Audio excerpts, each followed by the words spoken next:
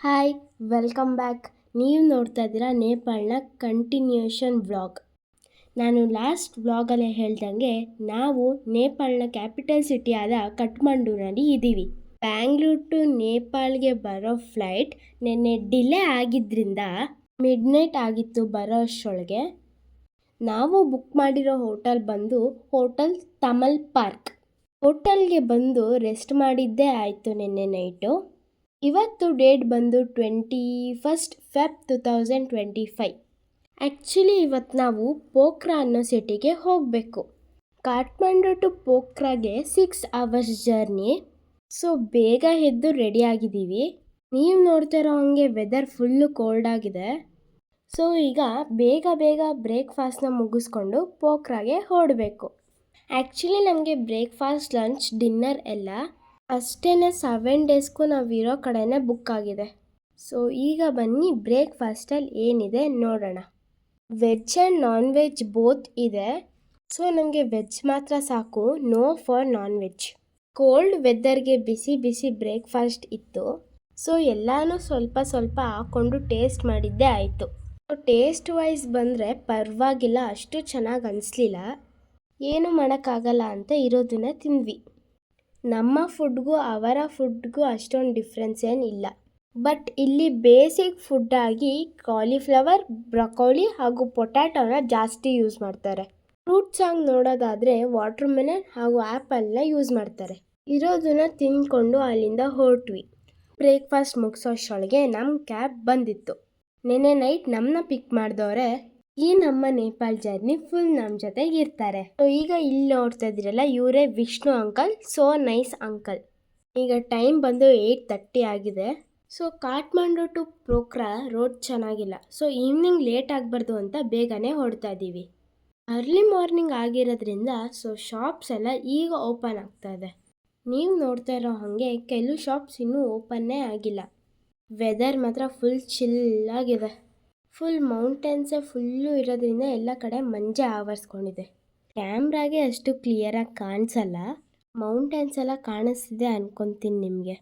ನಾವು ಹೋಗ್ತಿರೋ ರೋಡ್ ಹೇಗಿದೆ ಅಂದರೆ, ಒಂದು ಮೌಂಟೇನಿಂದ ಇನ್ನೊಂದು ಮೌಂಟೇನ್ಗೆ ಹತ್ತಬೇಕು, ಇಳಿಬೇಕು.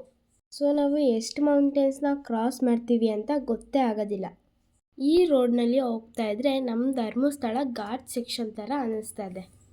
ಬಟ್ ರೋಡ್ ಎಲ್ಲ ಫುಲ್ ಕನ್ಸ್ಟ್ರಕ್ಷನ್ ಆಗ್ತಿರೋದ್ರಿಂದ ಸಿಕ್ಕಾಪಟ್ಟೆ ಕಷ್ಟ ಇದೆ.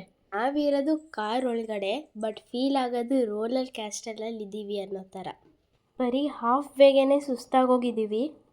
ಬಟ್ ಈ ಥರ ರೋಡಲ್ಲಿ ಡ್ರೈವ್ ಮಾಡೋದಕ್ಕೆ ತುಂಬ ಎಕ್ಸ್ಪೀರಿಯೆನ್ಸ್ ಇರಬೇಕು. ಅದು ಈ ಅಂಕಲ್ಗಂತೂ ಚೆನ್ನಾಗೇ ಇದೆ. ಏನು ಡ್ರೈವ್ ಮಾಡ್ತಾರೆ ಅಂತೀರಾ? ಇಷ್ಟೊಂದು ವರ್ಸ್ಟಾಗಿದೆ ಹೆಂಗೆ ಡ್ರೈವ್ ಮಾಡ್ತಾರೆ. ಇನ್ನು ರೋಡ್ ಚೆನ್ನಾಗಿದ್ದಿದ್ರೆ ಕಠ್ಮಂಡುವಿಂದ ಪೋಖ್ರಾಗೆ ಆಲಿಸ್ಬಿಡ್ತಾಯಿದ್ರು ಅಷ್ಟೇ. ರೋಡ್ ಹಿಂಗಿದ್ರೂ ನೋಡೋಕ್ಕೆ ವ್ಯೂ ಮಾತ್ರ ಸುತ್ತಮುತ್ತ ತುಂಬ ಚೆನ್ನಾಗಿತ್ತು. ಈಗ ನೀವು ನೋಡ್ತಾ ಇರೋದು ಬಂದು ತ್ರಿಶೂಲ್ ರಿವರ್ ಅಂತ ಕಾಣಿಸ್ತಿದೆ ಅಲ್ವಾ ರಿವರ್ ನಿಮಗೆ? ನಾವೇನು ಮೌಂಟೇನ್ಸ್ ಮಧ್ಯೆ ಹೋಗ್ತಾ ಇದ್ದೀವಿ, ಆ ಮೌಂಟೇನ್ಸ್ ಫುಲ್ಲು ಈ ಥರ ತುಂಬ ರಿವರ್ಸ್ ಕನೆಕ್ಟ್ ಆಗುತ್ತೆ.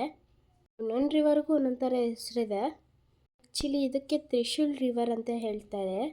ಆಲ್ಮೋಸ್ಟ್ ಇದು ಕಠ್ಮಂಡು ಟು ಪೋಖ್ರಾ ತನಕ ಹರ್ಕೊಂಬರುತ್ತೆ ಈ ರಿವರು.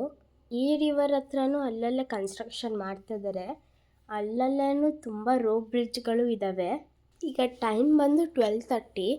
ನಾವು ಬಂದು ಸೇರಿದ್ದೀವಿ ಮನೋಕಾಮನಾ ಟೆಂಪಲ್ಗೆ. ಇದು ಕಾಠ್ಮಂಡು ಟು ಪೋಖ್ರಾ ಮಧ್ಯ ಇರೋ ಟೆಂಪಲ್ ಇದು. ಈ ಟೆಂಪಲಿಂದ ಪೋಖ್ರಾಗೆ ಇನ್ನೂ 3 hours ಜರ್ನಿ.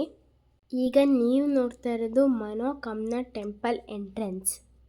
ಈ ಎಂಟ್ರೆನ್ಸಲ್ಲೇ ನಿಮಗೆ ಹೋಟೆಲ್ಗಳು, ಶಾಪ್ ಮಾಡೋಕ್ಕೆ ಶಾಪಿಂಗ್ ಎಲ್ಲ ಇದೆ. ನೀವೇನು ಈ ಸ್ಟ್ಯಾಚ್ಯೂ ನೋಡ್ತಾ ಇದ್ದೀರಲ್ಲ, ಇದು ಲಯನ್ ಸ್ಟ್ಯಾಚ್ಯೂ. ಲಯನ್ ಸ್ಟ್ಯಾಚ್ಯೂ ಯಾಕಿದೆ ಅಂತ ನಿಮಗೆ ಮುಂದೆ ಸ್ಟೋರಿ ಹೇಳ್ತೀನಿ. ಯಾಕಂದರೆ ಈ ಸ್ಟ್ಯಾಚ್ಯೂ ಎಲ್ಲ ಕಡೆನೂ ಇದೆ. ನೋಡಿ, ತ್ರಿಶೂಲ್ ರಿವರ್ ಹರಿತಾ ಇದೆ, ನೋಡ್ತಾ ಇದ್ದೀರಲ್ಲ ಎಷ್ಟು ಚೆನ್ನಾಗಿದೆ. ಸೊ ಮಧ್ಯಾಹ್ನ ಆಗಿದ್ದರಿಂದ ಇಲ್ಲೇ ಊಟ ಮುಗಿಸ್ಕೊಂಡ್ವಿ. ಮತ್ತೆ ಮುಂದೆ ಹೋದರೆ ಚೆನ್ನಾಗಿರೋ ಹೋಟೆಲ್ ಸಿಗುತ್ತೆ ಅಂತ ಅನಿಸ್ಲಿಲ್ಲ. ಸೊ ಇಲ್ಲೇ ಊಟ ಮುಗಿಸ್ಕೊಳ್ಳೋಣ ಅಂತ ಇಲ್ಲೇ ಊಟಕ್ಕೆ ಕೂತ್ವಿ. ಇನ್ನೂ ಮುಂದೆ ಟ್ರಾವೆಲ್ ಮಾಡಬೇಕಲ್ಲ ಅಂತ ಲೈಟಾಗೆ ಫುಡ್ ಆರ್ಡ್ರ್ ಮಾಡಿ ಫುಡ್ ಬರೋವರೆಗೂ ನೇಚರ್ನ ಎಂಜಾಯ್ ಮಾಡ್ತಾಯಿದ್ವಿ. ಆ್ಯಕ್ಚುಲಿ ಈ ತ್ರಿಶೂಲ್ ರಿವರ್ಗೆ ಯಾಕೆ ತ್ರಿಶೂಲ್ ಅಂತ ಹೆಸರು ಬಂತು ಅಂತ ಒಂದು ಸ್ಟೋರಿ ಇದೆ. ಆ ಸ್ಟೋರಿನ ನಾನು ನಿಮಗೆ ಮುಂದೆ ಹೇಳ್ತೀನಿ. ಸೊ ಫುಡ್ ಬಂತಲ್ಲ ಅಂತ ಊಟ ಮಾಡೋಕ್ಕೆ ಕೂತ್ಕೊಂಡ್ರೆ ನಮ್ಮ ಕಡೆನೂ ಕಡಿಮೆ ಕೊಟ್ಟಂಗೆ ಇವ್ರ ಕಡೆನೂ ಕಡಿಮೆ ಕೊಡ್ತಾರೆ ಅಂತ ಅಂದ್ಕೊಂಡ್ರೆ ಎಲ್ಲ ಡಬಲ್ ಕ್ವಾಂಟಿಟಿ ಕೊಟ್ಬಿಟ್ರು. ಸುಮ್ಮನೆ ತಿನ್ನೋಕ್ಕೆ ಆಗಲಿಲ್ಲ. ಬಟ್ ಬೆಳಗಿನ ಬ್ರೇಕ್ಫಾಸ್ಟಿಗೆ ಕಂಪೇರ್ ಮಾಡಿದ್ರೆ ಇಲ್ಲಿನ ಫುಡ್ ಚೆನ್ನಾಗಿತ್ತು. ಸೊ ಎಷ್ಟಾಗುತ್ತೋ ಅಷ್ಟು ತಿಂದ್ವಿ. ಈಗ ತಿಂದಿದ್ದು ಕುಡ್ದಿದ್ದು ಎಲ್ಲ ಮುಗಿಸ್ಕೊಂಡು ಸೀದಾ ಟಿಕೆಟ್ ಕೌಂಟರ್ಗೆ ಹೋದ್ವಿ. ಆ್ಯಕ್ಚುಲಿ ಈ ಮನೋಕಾಮನಾ ಟೆಂಪಲ್ಗೆ ರೋಡ್ವೇಸ್ ಇಲ್ಲ, ಓನ್ಲಿ ಕೇಬಲ್ ಕಾರ್. ಯಾಕಂದರೆ ಇದನ್ನು ಒಂದು ಬೆಟ್ಟದಿಂದ ಇನ್ನೊಂದು ಬೆಟ್ಟಕ್ಕೆ ದಾಟ್ಕೊಂಡು ಹೋಗಬೇಕು. ಮೌಂಟೇನ್ಸ್ ಎಲ್ಲನೂ ತುಂಬ ಹೈಟಲ್ಲಿರೋದ್ರಿಂದ ಕೇಬಲ್ ಕಾರ್ ಮಾಡಿದ್ದಾರೆ. ಇಲ್ಲಿ ನಮ್ಮ ಇಂಡಿಯನ್ 100 ರೂಪೀಸ್ ನೋಟನ್ನ ಅಕ್ಸೆಪ್ಟ್ ಮಾಡ್ಕೊತಾರೆ. ತುಂಬ ಜನಕ್ಕೆ ಡೌಟ್ ಇರುತ್ತೆ ನೇಪಾಳಲ್ಲಿ ನಮ್ಮ ಇಂಡಿಯನ್ ಕರೆನ್ಸಿ ವರ್ಕ್ ಆಗುತ್ತಾ ಇಲ್ವಾ ಅಂತ. ಆ್ಯಕ್ಚುಲಿ ವರ್ಕ್ ಆಗುತ್ತೆ. Only 100 rupees, 10 rupees, 20 rupees, 50 rupees ನೋಟ್ಗಳು. ಬಟ್ 500 ನೋಟ್ಸ್ ಎಲ್ಲ ವರ್ಕ್ ಆಗಲ್ಲ.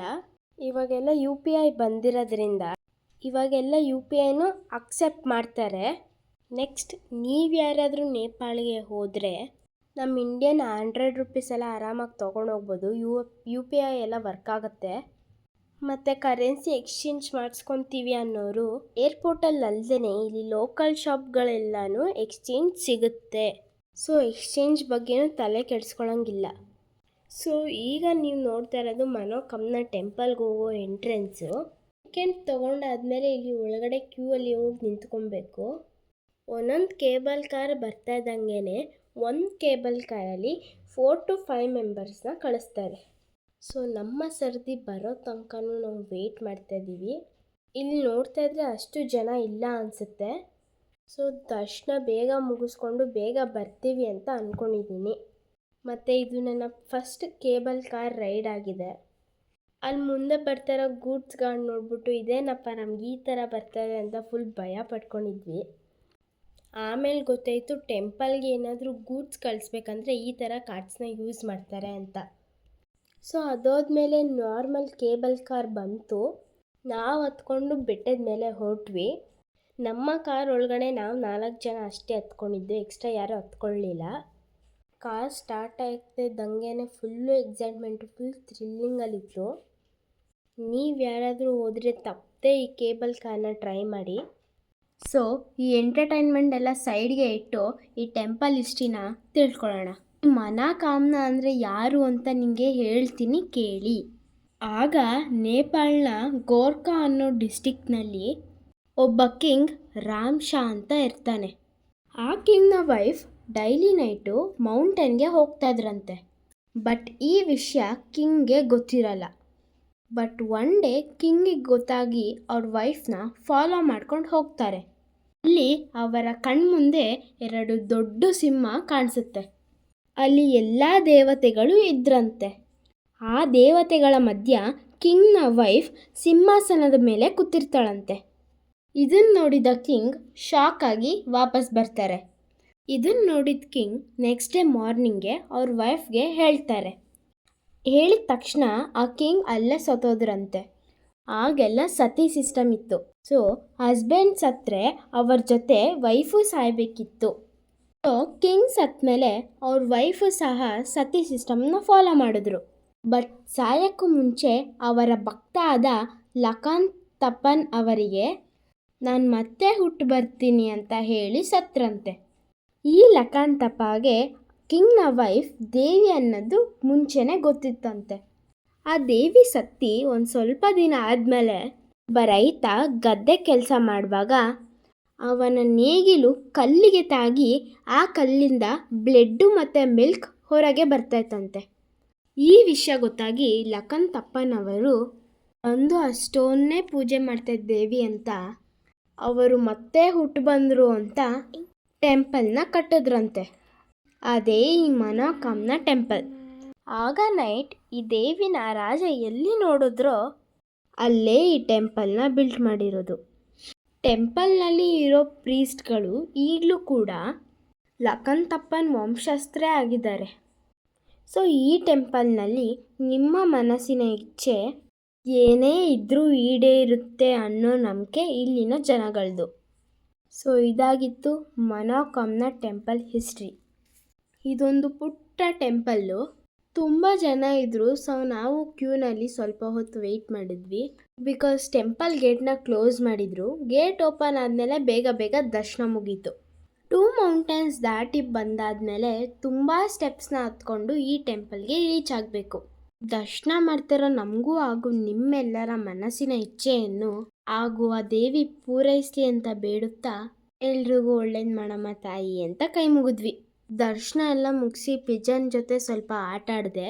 ದರ್ಶನ ಎಲ್ಲ ಹೇಗೋ ಚೆನ್ನಾಗೇ ಆಯಿತು, ಬೇಗನೂ ಮುಗೀತು. ಅಲ್ಲಿ ನೀವು ನೋಡ್ತಾ ಇರೋ ಹಾಗೆ ನಮ್ಮ ಟೆಂಪಲ್ಗಳ ಆರ್ಕಿಟೆಕ್ಚರ್ಗೂ ಇವರ ಆರ್ಕಿಟೆಕ್ಚರ್ಗೂ ತುಂಬ ಡಿಫ್ರೆನ್ಸ್ ಇದೆ. ಪೂಜೆ ಎಲ್ಲ ಮುಗಿಸ್ಕೊಂಡು ಸೀದಾ ಡೌನಿಗೆ ಬರೋ ಅಷ್ಟರೊಳಗೆ ಸ್ವಲ್ಪ ಕ್ಲೌಡಿ ರೈನಿ ಅನಿಸ್ತಾ ಇತ್ತು. ಬಟ್ ರೇನೇನು ಬರಲಿಲ್ಲ. ಸೊ ನೋಡಿ, ಈಗ ನಾವು ಕೇಬಲ್ ಕಾರಿಂದ ಕೆಳಗಡೆ ಇಳಿತಾ ಇದ್ದೀವಿ. ಮೌಂಟೇನ್ಸ್ ಮಧ್ಯೆ ಈ ಕೇಬಲ್ ಕಾರ್ನ ಎಷ್ಟು ಚೆನ್ನಾಗಿ ಮಾಡಿದ್ದಾರೆ. ಈ ಕೇಬಲ್ ಕಾರಲ್ಲಿ ಬರೋದೇ ಒಂದು ಮಸ್ತ್ ಎಕ್ಸ್ಪೀರಿಯನ್ಸು. ನೋಡ್ತಾ ಇದ್ದೀರಲ್ಲ, ಈ ಬೆಟ್ಟನ ಹಿಡಿದ್ಬಿಟ್ಟು ಅಲ್ಲಿ ಎದುರುಗಡೆ ಕಾಣಿಸ್ತಾ ಇರೋ ಬೆಟ್ಟನ ಹತ್ತಬೇಕು. ಈ ಬೆಟ್ಟಗಳ ಮಧ್ಯೇನೂ ಕೆಲವೊಂದು ಸಣ್ಣ ಪುಟ್ಟ ಹಳ್ಳಿಗಳಿದ್ದಾವೆ. ಅಲ್ಲಲ್ಲೇ ಸ್ಟೆಪ್ ಫಾರ್ಮಿಂಗೂ ಸಹ ಮಾಡಿದ್ದಾರೆ. ಸೊ ನಾವು ಈ ಮನೋಕಾಮ್ನ ಟೆಂಪಲ್ನ ಮುಗಿಸ್ಕೊಂಡು ಈಗ ಸೀದಾ ಬಂದಿದ್ದು ಪೋಖ್ರಾ ಅನ್ನೋ ಸಿಟಿಗೆ. ಪೋಖ್ರಾಗೆ ರೀಚ್ ಆಗೋ ಅಷ್ಟರೊಳಗೆ ನೈಟ್ 7:30 ಆಗಿತ್ತು. ಇದೇ ನೋಡಿ ನಾವಿದ್ದಿದ್ದು ಹೋಟೆಲ್ ಬಟಿಕಾ ಅಂತ. ಬರೋ ಅಷ್ಟರೊಳಗೆ ಆ ರೋಡ್ ಇದ್ದಿದ್ದ ಲೆವೆಲ್ಗೆ ನಮ್ಮ ಬಾಡಿಲೆಲ್ಲ ಎಷ್ಟು ಬೋನ್ಸ್ ಇದೆ ಅನ್ನೋದು ಗೊತ್ತಾಗ್ತಾ ಇತ್ತು. ಅಷ್ಟು ಟಯರ್ಡ್ ಆಗಿದ್ವಿ. ಕಾಠ್ಮಂಡು ಹೋಟೆಲ್ಗಿಂತ ಈ ಪೋಖ್ರಾ ಹೋಟೆಲೇ ತುಂಬ ಚೆನ್ನಾಗಿದೆ. ಹೋಟೆಲಿಗೆ ಬಂದು ನಮ್ಮ ಡೀಟೇಲ್ಸ್ನೆಲ್ಲ ರಿಸೆಪ್ಷನಲ್ಲಿ ಎಂಟ್ರಿ ಮಾಡೋಷ್ಟರೊಳಗೆ ಹೋಟೆಲ್ ಕಡೆಯಿಂದ ವೆಲ್ಕಮ್ ಡ್ರಿಂಕ್ ಎಲ್ಲ ಕೊಟ್ಟರು. ನೋಡಿ, ಇಲ್ಲೇ ನಿಂತಿದ್ದಾರೆ ನಮ್ಮ ಡ್ರೈವರು. ಅವ್ರು ಬಂದಿದ್ದ ಸ್ಪೀಡ್ಗೆ ಅವ್ರಿಗಂತೂ ಗುಡುಗುಡು ಡ್ರೈವರ್ ಅಂತಲೇ ಸಿಕ್ಬಿಟ್ವಿ. ಬಟ್ ನಮ್ಮ ಪ್ರತಿಯೊಂದು ಸೇಫ್ಟಿನೂ ಅವ್ರು ತುಂಬ ಚೆನ್ನಾಗಿ ನೋಡಿಕೊಂಡ್ರು. ನಾವು ರೂಮ್ಗೆ ರೀಚ್ ಆಗೋವರೆಗೂ ಅಲ್ಲೇ ಇದ್ದು ನಾವು ರೂಮ್ಗೆ ಹೋದಾದ್ಮೇಲೆ ಅವ್ರು ಹೊರಟಿದ್ದು. ಅವ್ರು ಕೊಟ್ಟಿದ್ದ ಜ್ಯೂಸ್ನೆಲ್ಲ ಕುಡಿದ್ಬಿಟ್ಟು ನಾವು ರೂಮ್ ಕೀ ತೊಗೊಂಡು ಸೀದಾ ರೂಮ್ಗೆ ಹೋದ್ವಿ. ಹೋಟೆಲ್ ರೂಮ್ಗೆ ಬಂದಾದಮೇಲೆ ರೂಮ್ದು ರಿವ್ಯೂ ಮಾಡದೇ ಇದ್ದರೆ ಹೇಗೆ? ಬನ್ನಿ ನಿಮಗೂ ತೋರಿಸ್ತೀನಿ ರೂಮ್ಸ್ ಎಲ್ಲ ಹೇಗಿದೆ ಅಂತ. ಇಲ್ಲಿ ನೋಡಿ, 2 ಬೆಡ್ಸ್ ಇದೆ. ಒಂದು ಸಿಂಗಲ್ ಕಾಟು, ಇನ್ನೊಂದು ಡಬಲ್ ಕಾಟು. ಸೊ ಇಬ್ಬರಿರೋಕ್ಕೆ ಈ ರೂಮು ತುಂಬ ಸಫಿಷಿಯೆಂಟ್ ಆಗಿದೆ. ಸೊ ಫುಲ್ ರೂಮ್ನ ಟೂರ್ ಮಾಡಿ ಬೆಡ್ಡೆಲ್ಲ ಚೆಕ್ ಮಾಡಿದ್ದೇ ಆಯಿತು. ಬೆಡ್ಡು ಎಲ್ಲ ಕಂಫರ್ಟಬಲ್ ಆಗೇ ಇದೆ. ಇದು ನೋಡಿ, ಇದು ನಾವಿದ್ದಿದ್ದು ರೂಮ್ ಅಂತ ಬ್ಯಾಲ್ಕನಿ ವ್ಯೂ. ನೀವು ಯಾರಾದರೂ ಇಲ್ಲಿಗೆ ಬಂದರೆ ಖಂಡಿತ ಈ ಹೋಟೆಲ್ನ ಸಜೆಸ್ಟ್ ಮಾಡ್ತೀನಿ. ಇದು ನಮ್ಮ ಬ್ಯಾಲ್ಕನಿಯಿಂದ ನೈಟ್ ವ್ಯೂ ಹೀಗೆ ಕಾಣಿಸುತ್ತೆ. ಹೋಟೆಲ್ ಸಿಟಿ ಮಧ್ಯ ಇರೋದ್ರಿಂದ ಸುತ್ತ ಹೋಟೆಲ್ಗಳೇ ಕಾಣಿಸುತ್ತೆ. ಈಗೆಲ್ಲ ಫುಲ್ ಟಯರ್ಡ್ ಆಗಿರೋದ್ರಿಂದ ಫಸ್ಟು ಬಂದು ಮಲ್ಕೊಂಡ್ರೆ ಸಾಕಪ್ಪ ಅನಿಸಿದೆ. ಫುಡ್ ಆಲ್ರೆಡಿ ರೆಡಿ ಮಾಡಿದ್ರು. ಫಸ್ಟ್ ಹೋಗಿ ಊಟ ಮುಗಿಸ್ಕೊಂಬಿಡೋಣ ಅಂತ ಊಟಕ್ಕೆ ಹೊರಟ್ವಿ. ಇದು ಹೋಟೆಲ್ನ ಡೈನಿಂಗ್ ಲುಕ್.